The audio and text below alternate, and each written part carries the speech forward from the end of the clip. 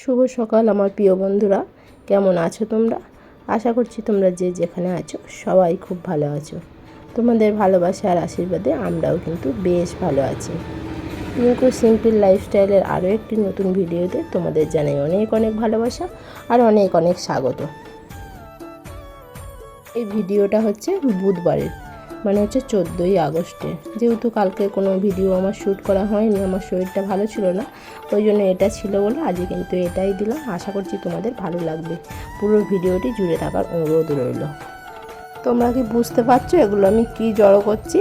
এগুলো হচ্ছে ব্লেড, জানো তো। রাত্রিবেলা এটা তো এগুলো উপরে তোলা থাকে, ওই বাটির মধ্যে থাকে ব্লেডগুলো। আর রাত্রিবেলা ইঁদুরে বা যা হোক বেড়ালে যেতে গিয়ে হয়তো ফেলে দিয়েছে। আর দেখো সকালবেলা কিন্তু এগুলো তুলছে, এতগুলো ব্লেড মানে সোনা এগুলোকে আধখানা করে দিয়েছে। তোমার দাদাভাই যখনই নখ কাটে তখনই তো একটা একটা নতুন নতুন ব্লেড কিনে নিয়ে আসে, আর ব্লেডগুলো এই বাটির মধ্যে রেখে দেয়। সোনা ওগুলোকে আধখানা করে দিয়েছে। ওই জন্য কত ব্লেড তুলতে কিন্তু অনেকটা টাইম লেগে গেল। যেহেতু আস্তে আস্তে তুললাম, যদি হাত কেটে যায় ওই জন্য হাত দোরঘাটটা ঝাঁট দিয়ে আর চলে এসেছি একেবারে কিন্তু উঠোনটা ঝাঁট দিতে। আজ তো ঘুম থেকে উঠেছিলাম ওই 5টার দিকে, আর তখন থেকেই কিন্তু ব্লগটা আমি শুরু করে দিয়েছি। আজ তো ভেবেছিলাম সকালে একবারে ঘরদোরগুলো মুছে তারপর রান্না চাপাবো, তার ভাবলাম যে থাক, এখন আর মুছবো না, একবারে বেলাতেই মুছবো। এখন শুধু ঝাঁটটাই দিয়ে কিন্তু গা কাপড়টা ধুয়ে নেব, ধুয়ে তারপর ঠাকুরতলা ধুয়ে তারপর রান্না চাপাবো। উঠোনটা তো আমার ঝাঁট দেওয়া হয়েই গেছে। আমার তো সেরকমভাবে উঠোন নেই, আমার তো অল্পই উঠোন চলন্তিটা। আর ঝাঁট দিয়ে দেখো গা কাপড়টা ধুয়ে নিয়েছি, ধুয়ে নিয়ে আর ঠাকুরতলাটা কিন্তু ধুয়ে নিচ্ছি।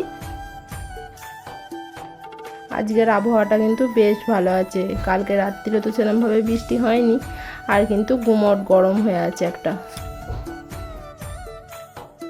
সকালবেলায় যদি এত গরম হয় তাহলে ভাবতে পারছো বেলার দিকে তাহলে কতটা গরম হবে ভাবো।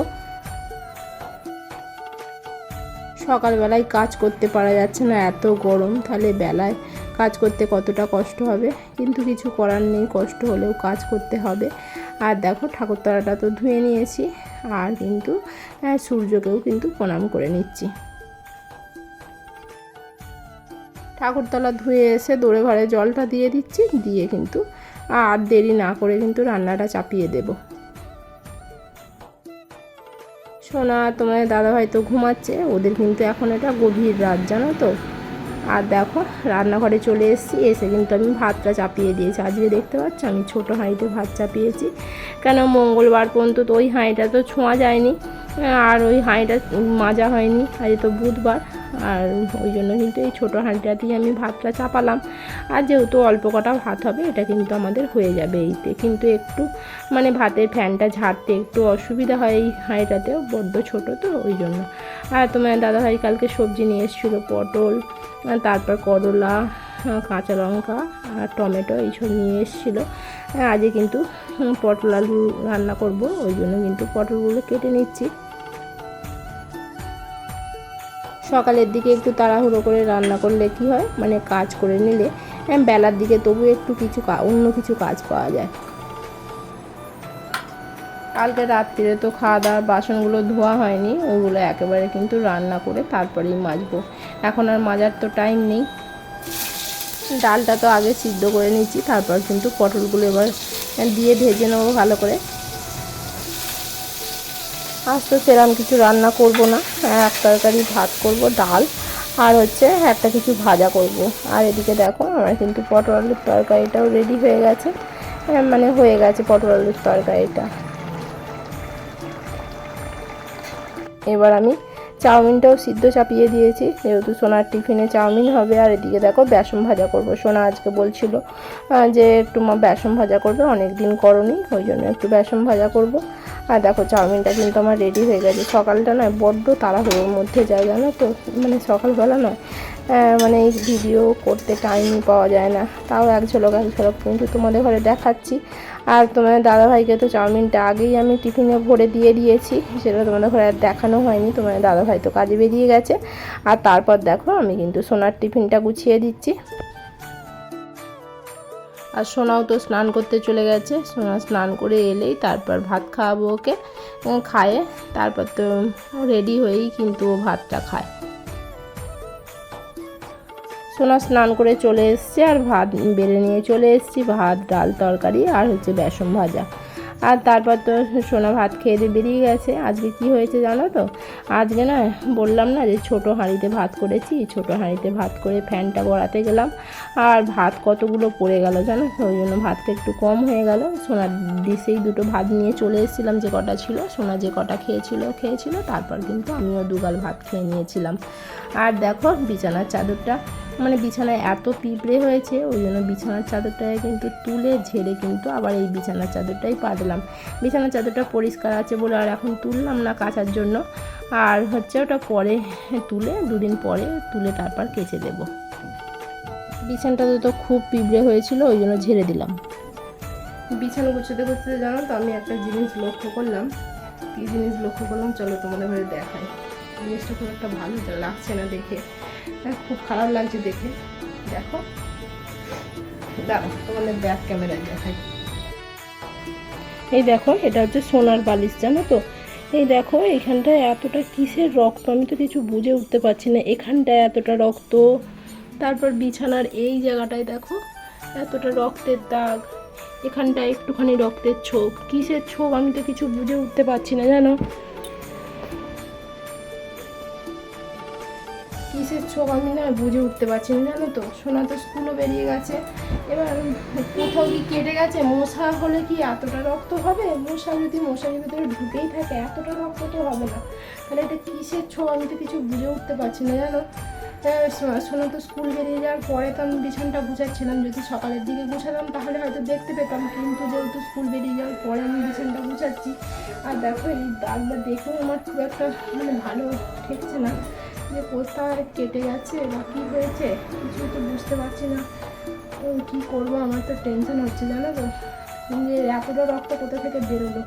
বিছানটাতেও রক্ত দেখছি, বিছানটা গুছাতে মানে দেখতে পেলাম। স্কুলে একবার ভাবছি ফোন করে একবার জিজ্ঞাসা করবো জানো কিসের রক্ত, তো বুঝতে পারছি না। আসলে এতটা রক্ত কোথা থেকে বেরিয়েছে, নিশ্চয়ই স্নানটা কিছু হয়েছে তাই রক্তটা বেরিয়েছে। আর বালিশের মধ্যে রক্তটা কোথা থেকে আসবে, কান থেকে কোথা থেকে বেরিয়েছে বা কিছু। সকালে বললো মা আমার নোকটার এখানটা ব্যথা হবে, কিন্তু নোকটার ওখানটা যদি ব্যথাই থাকে ওখান থেকে এতটা রক্ত বেরোবে বা বালিশেই বা লাগবে কেন, সেটাই আমিও ভাবছি। চলো কী আর করা যাবে, বালিশের ওয়ারটা খুলে চেঞ্জ করে কেচে দিই। আর বিছানার চাদরটা তো আজকে আর তুলবো না, এই তো পাতলাম, প্রথমে তো দেখতে পাইনি, এই তো তুলে পেতে দিলাম ঠিক করে। চলো বিছানাটা গুছিয়ে নিই আর এই বালিশের ওয়ারটা খুলে চেঞ্জ করে দিই, কেচে দিই, তারপর শুকিয়ে গেলে আবার এটাই পরাবো। চলো দেখতে থাকো পুরো ভিডিওটা। বালিশের ওয়ারটা আমি খুলে নিচ্ছি, এইটাই শুধু আজকে খুলে কাচবো, আর বাদ বাকিগুলো কিন্তু কাচবো না। আর সার্ফে তো আমার মাখা হয়ে গেছে, ওই সার্ফেতেই কিন্তু এটা বুড়িয়ে দেব। এবারে তো অনেক দিন কোনো কমেন্ট পড়া হয়নি, চলো কাজ করতে করতে তোমাদের কয়েকটা সুন্দর সুন্দর কমেন্টের উত্তর দিয়ে দিই। প্রিয়াঙ্কা দত্ত বনু বলেছে খুব ভালো লাগলো, ক্যারাটে ক্যাম্পটা অসাধারণ। থ্যাংক ইউ সো মাচ গো এত সুন্দর একটা কমেন্ট করার জন্য। এলোমেলোর বনু বলেছে আমাদের স্বাধীনতা আর কোথায়, হ্যাঁ গো আমাদের কোথাওই স্বাধীনতা নেই। আর হ্যাপি মন ডেলি লাইফের বনু বলেছে স্বাধীনতা আজও মেয়েদের নেই, হ্যাঁ গো আমাদের স্বাধীনতা কোনো দিনই আর থাকবে না। আর বলেছে ছেলেকে অনেক ভালোবাসা, অনেক বড় হোক। থ্যাংক ইউ সো মাচ গো এত সুন্দর একটা কমেন্ট করার জন্য। বিছানটা গুছিয়ে তো আমি চলে এসেছি একেবারে কলতলায়। আর এই কাপড়গুলো তো কালকে পরেছিলাম, দুটো কাপড়গুলো ধুয়ে দিই, আর তারপর বাদবাকি ড্রেসগুলো কেচে দেবো। আজ কিন্তু এখনও বাসন মাজা হয়নি, রোদ বেরিয়েছে বলে আমি তো আগে জামা কাপড়গুলোই কেচে দিতে এলাম। বাসন মাজতে গেলে অনেকটাই লেট হয়ে যেত, যেহেতু অনেকগুলোই বাসন আছে, কালকে রাত্রির বাসনগুলো আছে, ওই জন্যই আমি কিন্তু আগে কেচে দিলাম। কেন রোদ বেরিয়েছে, এই রোদ আর হাত ছাড়া করা যাবে না, জানোই তো বর্ষাকালের রোদ, কখন রোদ আবার কখন বৃষ্টি হয়ে যাচ্ছে। দেখো এক বালতি জামা কাপড় আর এই সোনার টুপিটা দেখতে পাচ্ছ, ওটা কালকে ক্যাম্পে নিয়ে যাব বলে ওইটা কিন্তু একবারে কেচে দিলাম। কাঁচাই ছিল, একটু একটু নোংরা নোংরা লাগছিল বলে আবার কেচে দিলাম। আর দেখো কত রোদের তাপ, আর আমি কিন্তু ছাদে জামা কাপড়গুলো নিয়ে যাচ্ছি মেলে দেব বলে। পিয়ালি দাস বনু বলেছে ফার্স্ট লাইক কমেন্ট, খুব ভালো লাগলো, thank you so much. SM live বিউটির বনু বলেছে খুব ভালো লাগে তোমার কাজ দেখতে, থ্যাংক ইউ সো মাচ গো এত সুন্দর একটা কমেন্ট করার জন্য। আর তোমরা কিন্তু এইভাবেই আমার পাশে থেকো আর এইভাবেই আমার ভালোবাসা দিও। ছাদের জামা কাপড়গুলো দেখতে পাচ্ছ, এইগুলো কিন্তু তোমাদের দাদাভাই সকালবেলা দিয়ে গেছিলো, বাসি জামা কাপড় ধোয়াগুলো। আর ওইগুলো যেইগুলো শুকিয়ে গেছিলো সেইগুলো তো তুলে দিলাম। আর আমার নাইটিগুলো এখনও শুকোয়নি বলে ওগুলো একটু উল্টে দিলাম, মানে শুকিয়ে যাবে। আজকের ভিডিওটা যে কেন এত ঘোলা ঘোলা লাগছে আমি কিন্তু বুঝতেই পারছি না যে কেন হয়েছে, এতটা রোদ আছে বলে নাকি জানি না। কিন্তু নিচয় গিয়েছিলাম এরকম ঘোলা ঘোলা হয়নি, ছাদে আসতেই কিন্তু দেখছি ভিডিওটা এরকম ঘোলা ঘোলা হয়েছে। যাই হোক, কী আর করা যাবে, জামা কাপড়গুলো শুকনো করতে দিলাম। আর এই কাপড়গুলো দেখো দুতারে দিয়ে দিচ্ছি, কেন যতটা তাড়াতাড়ি শুকিয়ে ফেলা যায় এই আর কি। আর ছাদে জামা কাপড়গুলো মেলে দিয়ে আর চলে এসেছি। দেখো বাসনগুলো এবার মেজে নেব, বাসনগুলো মেজে তারপর ধুয়ে নেব সব। সোনা না স্কুল গেলে না আমি কোনো কাজই যেন তাড়াহুড়ো করে করতে পারি না, কেন ওর পেছনে আমাকে এটা দাও মা ওটা দাও করে, ওই জন্য আমি কিন্তু কোনো কাজটাই করতে পারি না। ও চলে গেলে তারপর কিন্তু ধীরে সুস্থে কাজগুলো আমি করি। আর কাজগুলোও করতে করতে কিন্তু আমার অনেকটাই সময় লেগে যায়। আমার তো নিত্য দিনের কাচাকুচি, একটা দিনও কাচাকুচি আমার বন্ধ নেই। আর রোদ বেরোলে তো কোনো কথাই হয় না, রোদ বেরোলে মনটা হয় কখন কাচবো কখন কাচবো। আর দেখো ওদিকে বাসনগুলো মেজে নিয়েছি, মেজে নিয়ে কিন্তু আমি এই দেখো শাঁখাগুলোই নোংরা হয়েছিল, যেহেতু কালকে ক্যারাটের ক্যাম্প যাব। আর ওই জন্য শাঁখাগুলোই কিন্তু আমি একটু মাজন লাগিয়ে দিচ্ছি, ভালো করে মাজন লাগিয়ে দিয়ে এখন রেখে দেব। আর হচ্ছে রান্নাঘরটা মুছে নেবো, বাসনটা তো মেজে নিয়েছি, রান্নাঘরটা মুছবো, বেসিনটা পরিষ্কার করব। আর ততক্ষণে কিন্তু দিয়ে রেখে দিলে কি হয়, শাঁখাটা আমার খুব সুন্দর পরিষ্কার হয়ে যাবে। শাঁখাগুলো গুঁজে রেখে দিয়েছি যাতে না ওতে জল লাগে। আমি কিন্তু বেসিনটা পরিষ্কার করে নিলাম, তারপর দেখো এই জানলাগুলো একটু মুছে নেবো, গ্যাসটা মুছে নেব।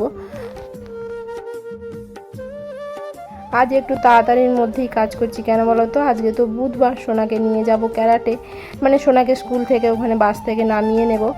আর এদিকে না কাজটা তাড়াতাড়ি করে করলে না ভিডিওটাও এডিট করার আছে, এডিটে একটুখানি বসবো, একটু টাইম লেগে যায় অনেকটাই, ওই জন্য কিন্তু কাজটা একটু তাড়াতাড়ি করেই আজকে করছি।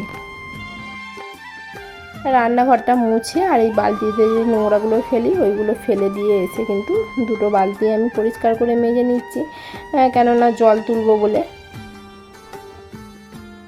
আমি যে কি পরিমাণ ঘামছি তোমরা দেখে বুঝতে পারছো কি জানি না, প্রচণ্ড পরিমাণ গরম হচ্ছে আর কিন্তু ঘেমে যাচ্ছে। আর এই দেখো আমি কিন্তু শাঁখাগুলোও পরিষ্কার করতে চলে এসেছি। আর এবার কিন্তু আমি স্নান করব, আজকে শ্যাম্পু যেহেতু করবো একটু টাইম লাগবে, শাঁখাগুলো আগে পরিষ্কার করে নিই তারপরেই কিন্তু আমি শ্যাম্পুটা করব। আমি তো বাঁ হাতের শাঁখাটা বেশ ভালো করে ঘষতে পারি, কিন্তু ডান হাতেরটা একটু ঘষতে অসুবিধা হয়। আর এই দেখো কি সুন্দর পরিষ্কার হয়ে গেল। আর তাহলে চলো বন্ধুরা আজকের ভিডিওটা এখানেই শেষ করছি। যদি ভালো লেগে থাকে অবশ্যই একটি লাইক করো আর চ্যানেলটিকে সাবস্ক্রাইব করে দিও। কালকে নিয়ে আসবো আবার নতুন একটি ভিডিও, ততক্ষণে তোমরা ভালো থেকো, সুস্থ থেকো এবং সাবধানে থেকো।